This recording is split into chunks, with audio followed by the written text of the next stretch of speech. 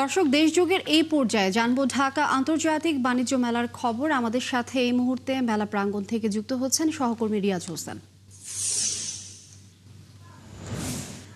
আর রিয়াজ, মেলায় আপনি যেহেতু রয়েছেন, একটু জানাবেন যে মেলায় দর্শনার্থীদের ভিড় কেমন দেখছেন এবং দর্শনার্থীদের মতামত কি রয়েছে। আর নিরাপত্তার কথা যদি বলি, আশপাশে নিরাপত্তা ব্যবস্থা কেমন দেখছেন? শুরুতে আপনাকে জানিয়ে রয়েছে ঢাকা আন্তর্জাতিক বাণিজ্য মেলার আজকে কিন্তু 13তম দিন। বিশেষ করে মেলার মাঝামাঝি সময় কিন্তু পৌঁছে গেছে, আর বিশেষ করে আজকে সাপ্তাহিক কর্মদিবসের শেষ দিন।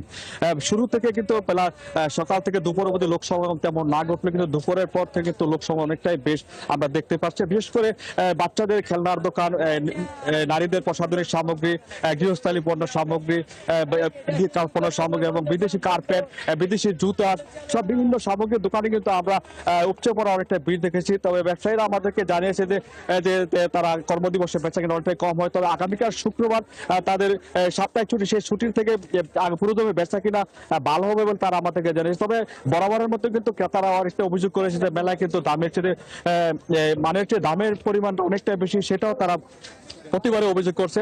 তো একটা বিষয় আপনাকে জানিয়ে রাখি, মেলায় কিন্তু ভোক্তা অধিকার কিন্তু প্রতিনিয়ত নজরদারি রেখেছে। তারা কিন্তু প্রতিদিন কোনো না কোনো দোকানে কিন্তু তারা হারা দিচ্ছে এবং তারা কিন্তু দামের বিষয়টা তারা লক্ষ্য করে কিন্তু তারা জরিমানা পর্যন্ত তারা আমরা করতে দেখেছি।